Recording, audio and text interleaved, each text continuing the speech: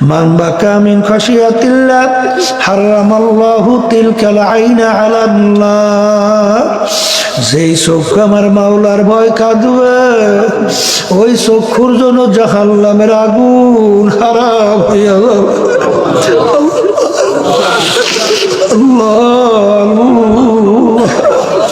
আমার মালিক বান্দা বান্দির চোখের পানি সহ্য করতে পারে না। কিয়ামতের ময়দান আরে জাহান্নামকে ফেরেশতারা ধরে শিকল লাগাইয়া রাখতে পারে না। আরে জাহান্নাম ঘুরিম ঘুরিম করে ডাক দেয়। কিয়ামতের ময়দানের দিকে লাফাইয়া লাফাইয়া আসা শুরু করে। আল্লাহ হাবিব সেজদায় বইয়া কান্দে বলে, মালিক জাহান্নাম যদি আমার একটা উম্মত খাইয়া ফেলে, আমি তোমার ইজ্জত জালালের কসম খাইয়া বলছি আমি তোমার বেহেশতে যাব না। আল্লাহ রাব্বুল আলামিন বলে, হাবিব গো মাথা উঠান, আপনার কান্না আমি সহ্য করতে পারি না। আরে এই পানি নিয়ে যান, জাহান্নামের দিকে ছিটানি মারে। আল্লাহ নবী সাল্লাল্লাহু আলাইহি ওয়াসাল্লাম যখন ওই পানি নিয়ে জাহান্নামের দিকে ছিটানি মারলো, মারার সঙ্গে সঙ্গে জাহান্নাম কেত কেত করে পিছনে দৌড় মারলো। আল্লাহর হাবিব আশ্চর্য হইয়া বলে, মালিক এত ফেরেশতারা জাহান্নামকে ধরে রাখতে পারে না, এ কোন কুদরতি পানি, যেই পানি দেওয়ার সঙ্গে সঙ্গে জাহান্নাম পিছনে দৌড় মারল। আল্লাহ রাব্বুল আলামিন বলে, হাবিব গো এখনো কুদরতি পানি না। আমার বান্দা বান্দিরা, আপনার উম্মতেরা যারা দুনিয়ায় থাকা অবস্থায় জাহান্নামের ভয়, আমার আযাব গজবের ভয়, দুই চোখের পানি ছাইরা কাঁদছিল। ওই চোখের পানি এই পানি জাহান্নামের আগুন চোখের পানি ছাড়া ঠান্ডা হবে না। কবরের যাত্রী, আল্লাহর বান্দারা, পর্দার আড়ালের মা বোনেরা, গুনার পর গুনাহ একটার পর একটা কইরা যাইতেছে। কই তোমার আমার একটু চোখেও পানি নাই, একটু চিন্তাও নাই, চেষ্টাও নাই। কিন্তু দেখবে যারা এই তরিকার সঙ্গে জড়াইয়া ঠিক নিয়ম অনুযায়ী ঔষধ পালন করে, তাদের চোখের দিকে তাকাইয়া দেখো, তাদের চক্ষু কিন্তু ভিজা চক্ষু।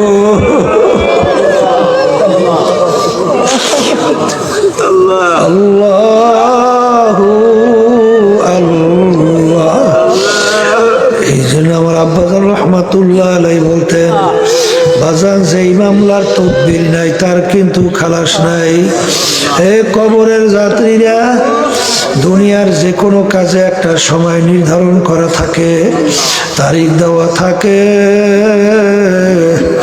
কিন্তু তোমার আমার মৃত্যুর কোনো তারিখও নাই, সময়ও নাই। বাজার সেদিনকে খুলনা মাহফিল, আল্লাহর বান্দা মাহফিলে আসছে। মাহফিল শোনার পরে যখন বাড়ির দরজায় যাই আঘাত করছে দরজা খোলার জন্যে, ওই অবস্থায় পইরা গেল, দুনিয়ার থেকে বিদায় হইয়া গেল, আর ঘরে ঢুকতে পারে নাই। আসলে কে কোন সময় কিভাবে রওনা করব তোমারও জানা নাই, আমারও কিন্তু জানা নাই। এই জন্য আমার বাজানদেরকে বলবো, কোনো জ্ঞানীরা কিন্তু কোনো কাজ বাকিতে রাখে না। আমার মালিক যখন মাঠে নিয়েই আসছে, যাদের চরমনায়ের তরিকা ভালো লাগে নিয়াত করিলেন তাওবার মধ্যে। বর্তমান পেশাবুর চরমনাই তার কাছে মুরিদ হয়ে গেলাম। যাদের চরমনায়ের তরিকা ভালো লাগে না, যে কোনো এক সহি তরিকায় যাও, বাজার নেকের পাল্লা ভারী করো, গুনার পাল্লা হালকা করো, চোখে পানি নিয়া কলম নরম কইরা তারপর দুনিয়ার থেকে বিদায় নিয়ে কবরে রওনা কর, কারণ একবার যদি কবরে যাইয়া ঠই গেব আর দ্বিতীয়বার দুনিয়াতে আইসা ফিল কইরা জিতবার কিন্তু আর আশা নাই। ও মুসাফির বান্দো গাটুরি বহুদূর ঠিকানা, আজ বিছানা কাল ভিজানা কবর আখের ঠিকানা। এমন ঘরে যাইতে হবে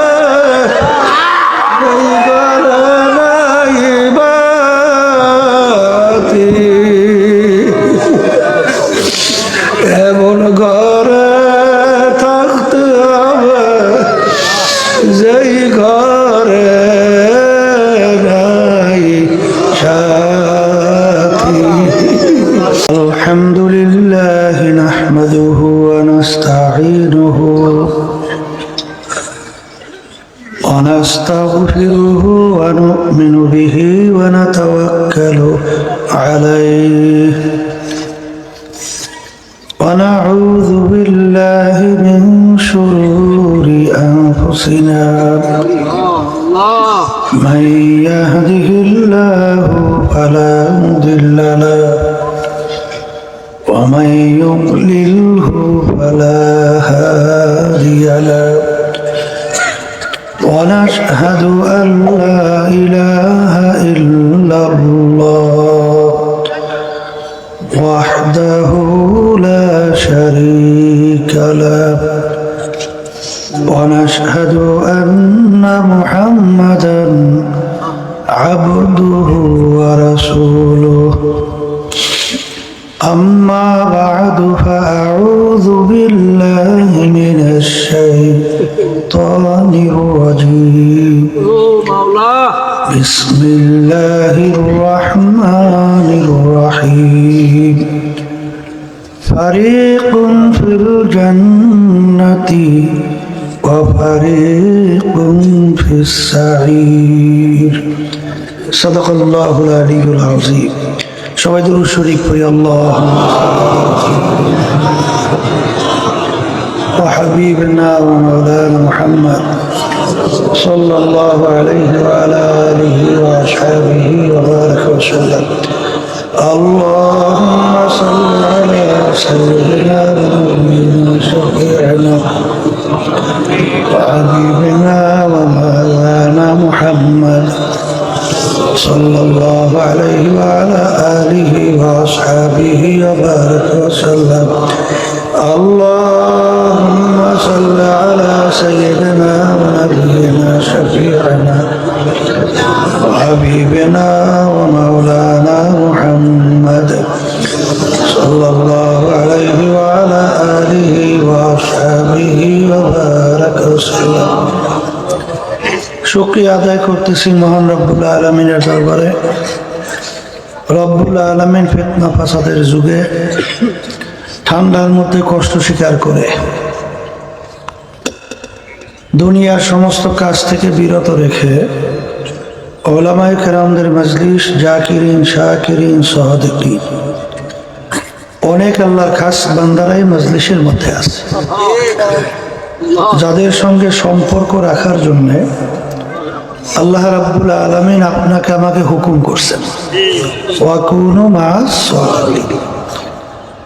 আল্লাহ রাসূল সাল্লাল্লাহু আলাইহি ওয়াসাল্লাম এই মজলিসটাকে বলছেন বেহেশতের একটা বাগান। আমার দাদাজান আব্বাজান বলতেন দিনী মাহফিলে প্রথম থেকে শেষ পর্যন্ত থাইকা বাড়ি বিদায় হয়ে চলে গেলে আমল নামার মধ্যে কমপক্ষে হলেও 50 লক্ষ নেকি এরকম জমা হতেই পারে না।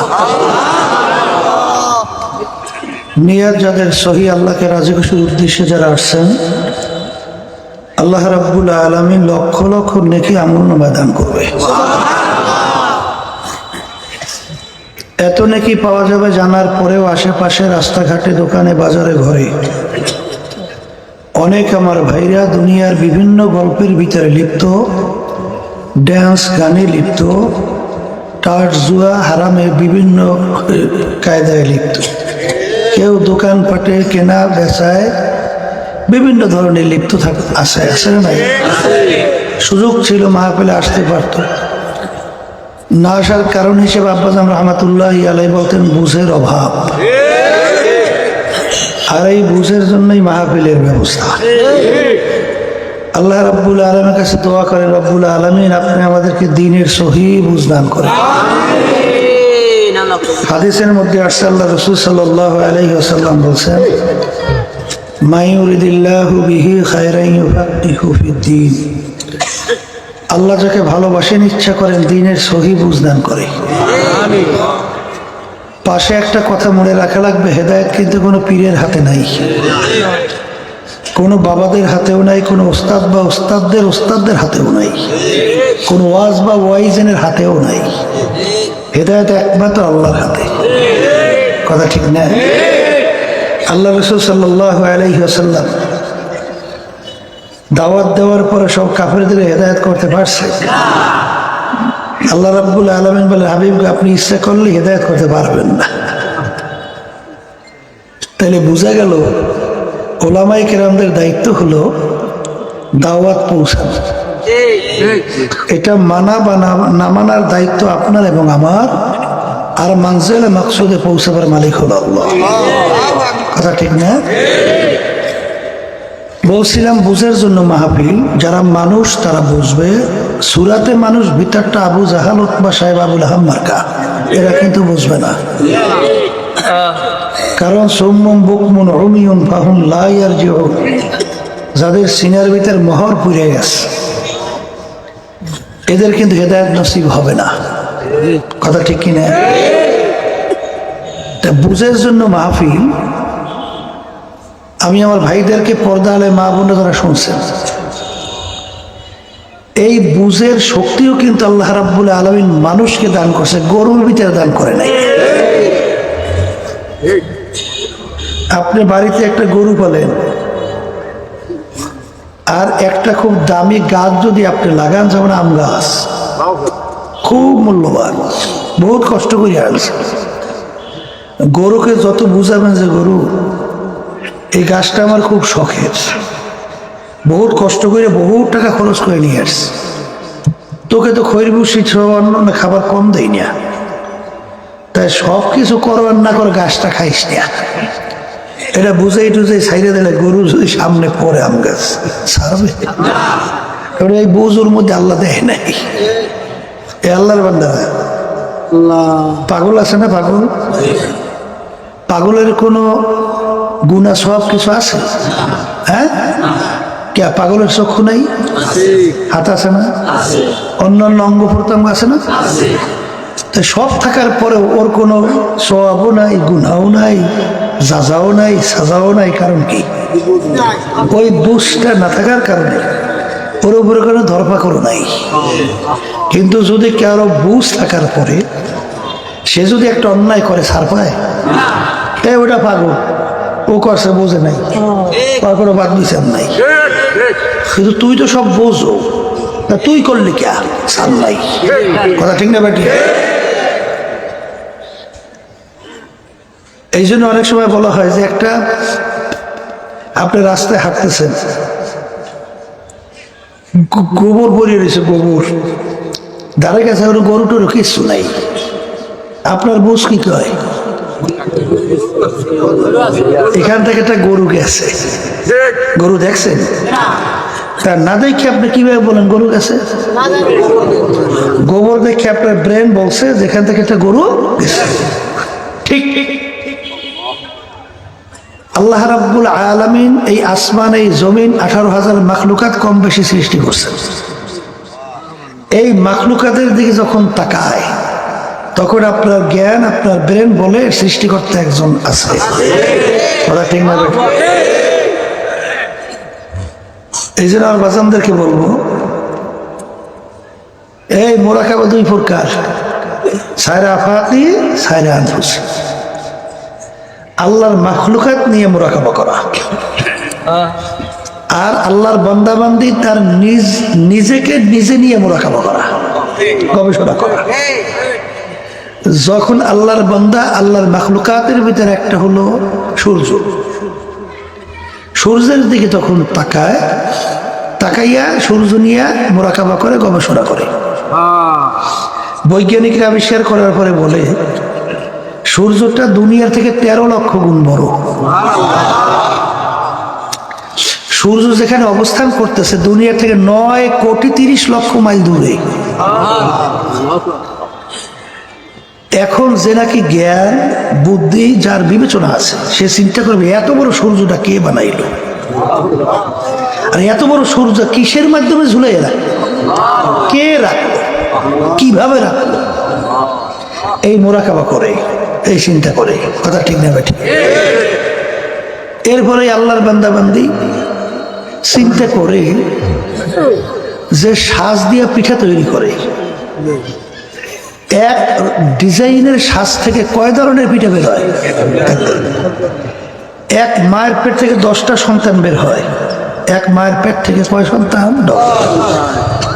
শ্বাস কয়টা? হ্যাঁ, তো এক শ্বাস থেকে 10টা সন্তান বের হইল। একটা ভাইয়ের সঙ্গে আর একটা ভাই চেহারার পূর্ণ কোনো মিল নাই। তখন আপনার ব্রেন বনে বানাইন একজন ডিজাইনার কারিগর আছে। কথা ঠিক না বেঠিক? এটা আপনার ব্রেন সাক্ষী দেয় কি দেয় না? এরপরে যখন নিজেকে নিজে নিয়ে চিন্তা করে যে আমরা একটা গোলাপ ফুল, এই গোলাপ ফুলটার ভিতরে যে ঘ্রাণটা এত মনোমুগ্ধকর, এই ঘ্রাণটা কোথায়, কে লুকিয়ে রাখে,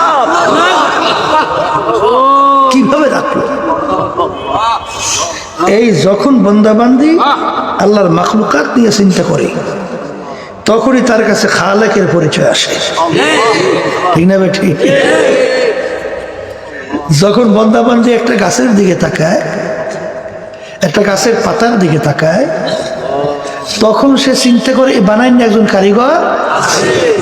কথা ঠিক কিনা? আমি আমার ভাইদেরকে বলবো, মুসলমানের ঘরে জন্মগ্রহণ করে এক শ্রেণী বাজানরা এখনো ঠিক মতো 5 ওয়াক্ত নামাজ পড়েন না, ঠিক মতো রমজানের রোজা রাখেন না। কথা কয় না? ধনী হয়েছেন এখনো হজ যাকাত আদায় করেন না। আর এখন বর্তমানে তো পর্দা নাই বললেই চলে। পর্দা কি আমার হুকুম, কোন আলেমের হুকুম? হুকুমটা কার? আচ্ছা বলেন তো, কত লক্ষ সুন্নাত একত্রিত করলে একটা ফরজের সমান হয়? বলেন। আপনি জীবনে 2 রাকাত নামাজ পড়েন নাই নফল, এই জন্য জাহান্নামের হুকুম আপনার জন্য কয় বছর? 1 সেকেন্ড আছে? জীবনে 2 রাকাত তাহাজ্জুদের নামাজ পড়েন নাই, 1 সেকেন্ডও কোনো জাহান্নামের হুকুম আছে? কিন্তু একবার যদি কেউ ইচ্ছা কইরা যাদের সঙ্গে দেখা দেওয়া জায়েজ নাই তাদের সঙ্গে দেখা দেয়, কি একটা হারাম কবিরা গুনাহ হয় না? হয়। তার জন্য জাহান্নাম আছে না নাই? অনেক আল্লাহর বান্দারা নামাজও পড়ি, হজও করি, ওদিকে ঘুষ ছাড়ে না। কথা ঠিক যাবে? ঠিক শুনছি কলে হুজুর কইয়েন না, ওদিকে তো দাড়িটা সবই রাখছে, কিন্তু টেবিলের তলতে দিলে মোটেও ছাড়ে না। বুঝেন নাই? টেবিলের তলতে কি দেয়? ঘুষ দেয়, ছাড়ে না। সুদ এখনো মুসলমান, সুদের 70টার মতো গুনাহ, এর ভিতরে সবচেয়ে ছোট্ট গুনাহ ঘৃণা জমাবার জন্য। নাউজুবিল্লাহ মিন জালিক। শোনেন তো, আলেমরা শোনেন না? কিন্তু তারপরেও সুদ ছাড়ে না। কথা ঠিক না বেঠিক? আমি আমার ভাইদেরকে বলবো, পর্দা আলে মা বোন যারা শুনতেছেন, এর কারণ কি? কয়েক ধরনের কারণ হতে পারে। একটা হতে পারে, এক শ্রেণী আমার বাজানরা আশার মধ্যে দিন রাত্রি কাটাইতেছে। আশা যে বয়স এখনো 70-100 বছরও তো মানুষ বয়স পায়, তা ফাঁকে এক সময় ঠিক মতোই তাওবা করে নেব, ঠিকঠাক মতো চলবো, হয়ে গেল। কথা ঠিক না? আশা এক, এক শ্রেণী অবদান দাস। আর এক শ্রেণী কিছু হয় না না হয়, কিছু হয় না না হয়, দুনিয়াটা হইল এই এখানে আনন্দ ফুর্তির জায়গা, চিত্ত বিনোদনের জায়গা। যুবকরা বিশেষ করে চিন্তা করে এখনই যদি সব শুরু করি তা পরে করবো কি? কি কথা ঠিক না ভাই? হয় না না হয়, আবার এও সারলাম, আবার ওখানে যাইয়া এই জন্য দেখবেন মাঝে মাঝে কি যদি সপ্তাহে ওই সাপ্তাহিক নামাজ পড়ে জুমার, কথা ঠিক না ভাই? আর বাকি 5 ওয়াক্ত পড়ি না, রোজাও রাখে না, কথা ঠিক না ভাই? আমি আমার ভাইদেরকে বলবো, পর্দা আলে মা বোনদেরকে বলবো, আল্লাহর বান্দা, আল্লাহ রাসূল সাল্লাল্লাহু আলাইহি ওয়াসাল্লাম মায়ের পেটে থাকা অবস্থায় আল্লাহ তার আব্বাকে নিয়ে গেছিল। দুনিয়াতে আসার পরে বছর 6 বয়স, তার আম্মাকে আল্লাহ নিয়ে গেছে। বাফারা মাহারা 6 বছরের বাচ্চা। দুনিয়ার কোনো শিক্ষকের কাছে আল্লাহ পড়ার সুযোগ দেয় নাই। আল্লাহ রাসূল সাল্লাল্লাহু আলাইহি ওয়াসাল্লাম নিজের দস্তখত করতে জানতেন না, সাইন করতে জানতেন না। এই উম্মে আল্লাহর হাবিবের উপরে ছোট চটি বই না 30 পারা কোরআনুল কারীম নাযিল হয়েছে। যে কোরআনুল কারীমের শুরুতে আল্লাহ চ্যালেঞ্জ হিসেবে বলছেন যালিকাল কিতাব লা রাইবা ফীহি, এই যে কিতাব দেখো, এর ভিতরে ভুল সন্দেহ বলতে কিছু নাই। সবাই বলেন সুবহানাল্লাহ। আমি আমার ভাইদেরকে বলবো, যারা মানুষ, যাদের চিন্তা শক্তি, ব্রেন ঠিক আছে, তারা চিন্তা করবে কোরআন কারীম নাযিল হলো আরবি ভাষায়। কোন ভাষা? আরবের কাফেরেরা কোন ভাষী ছিল? আরবি ভাষী। তারা কি কোরআন কারীম বুঝতো কি বুঝতো না? আচ্ছা, তারা কি কোরআন কারীমের ভিতরে ভুল বের করতে পারছিল? অনেকে বলতে হুজুর চেষ্টা করে না, ভাই পারবে কেমন? চেষ্টা শেষ নাই। চেষ্টা করতে করতে ঘুম রাত্র কম নষ্ট করে নাই, কথা ঠিক কিনা? এরপরে আপনারা তো জানেন, চেষ্টা করতে করতে এক পর্যায়ে যখন আল্লাহ রাব্বুল আলামিন তারা রাসূল সাল্লাল্লাহু আলাইহি সাল্লামকে বললেন যে ওদেরকে চ্যালেঞ্জ হিসেবে বলেন এই 30 পারা কোরআন কারীম ওদের বানানোর দরকার নাই, একেবারে যে ছোট্ট সূরা আছে, পারলে একটা সূরার মতো সূরা বানাই দেখাবো। তা কোরআন কারীমের সবচেয়ে ছোট সূরার নাম কি? ইন্না আ'তাইনাকাল কাউসার ফাসাল্লি লিরাব্বিকা ওয়ানহার ইন্না শানিআকা হুয়াল আবতার। লেখে আল্লাহ রাব্বুল আলামিনের ঘরের সঙ্গে আল্লাহ রাসূল সাল্লাল্লাহু আলাইহি ওয়াসাল্লাম চ্যালেঞ্জ দিয়ে টানাই রাখছে। তাহলে এখন তো কাফেররা বেকায়দায় পড়ছে, এক মানুষ যা পারে অন্য মানুষ তা পারে নাই, এরকম ইতিহাস দুনিয়াতে নাই। এত বড় কালামেরও দরকার নাই। ছোট একটা সূরা যদি আমরা সূরার মতো না বানাইতে পারি, তাহলে তো আমরা লোকদেরকে আর ফিরাতে পারবো না। মুহাম্মাদের সঙ্গে সবই তো যাই জড়াইবে, কথা ঠিক কিনা? এখন ওরা মিটিংয়ে বসছে, কিন্তু আল্লাহর কালাম মানুষ মিলাইতে পারে? মেলে না। তাই ইন্না আ'তাইনাকাল কাউসার ফাসাল্লি লিরাব্বিকা ওয়ানহার, 2 পংক্তি মিললে একটা কবিতা হইছে, 2 লাইন মিলে কবিতা হয় না? ইন্না শানিআকা হুয়াল আবতার, 1 লাইন আছে, আর 1 লাইন তো নাই, আছে? এখন কবি সম্রাট ইমরুল কায়েস, তার কাছে একজন বলতেছে যে 1 পংক্তি আছে আর 1 পংক্তি মিলিয়ে দেওয়া যায়, সে তো কবি সম্রাট, ব্যাপারই না দাও। যখন নাকি মিলাইতে শুরু করছে, মিলবে কেমনে? আল্লাহর কালাম মানুষ মিলাইতে পারে? শেষ পর্যন্ত বলতেছে কোন লাইন তো মিলানো যায় না, তবে হাযাল কালাম লাইসা মিনাল বাশার। সবাই বলেন সুবহানাল্লাহ। লাইন তো একটা মিলছে ঠিক, অর্থ শুনবেন না? এই যে কালাম দেখো, এই কালাম কোনো মানুষের কালাম না, মানুষের কোনো কথা না। শেষ পর্যন্ত শেষ করছে। ওই 1500 বছর পরে এখনো কোরআন কারীমে সেই চ্যালেঞ্জ আছে না নাই? এই 1500 বছরের ভিতরে ইসলামের শুধু দুনিয়া থেকে যায় নাই, আসতে কয় গেছে, এখন বর্তমানে নাই। হ্যাঁ, তারা চেষ্টা করে নাই? তালাশ করলে দেখবে চেষ্টা শেষ নাই। ইংরেজি ভাষা ঠিক করার জন্য ডিকশনারি, বাংলা ভাষা ঠিক করার জন্য ব্যাকরণ, আরবি ভাষা ঠিক করার জন্য লোগাত। এই বড় বড় লোগাতের লেখক কিন্তু অনেক খ্রিস্টান। খ্রিস্টানদের ভাষা কি ইংরেজি না? ওরা আরবি ভাষার উপর এত পাণ্ডিত্য অর্জন করছে কেন? ওই যে কোরআন কারীম যে চ্যালেঞ্জ দেওয়া আছে, জালিকাল কিতাব লা রাইবা ফিহি, ভুল সন্দেহ নাই। দেখে রিসার্চ করে ভুল বের করতে পারে কিনা। তাই শেষ পর্যন্ত বড় বড় আল মানজাদ আল কামুস বড় বড় লোগাতগুলো বন্ধু লিখে ফেলছে, কিন্তু ভুল বের করতে পারে না।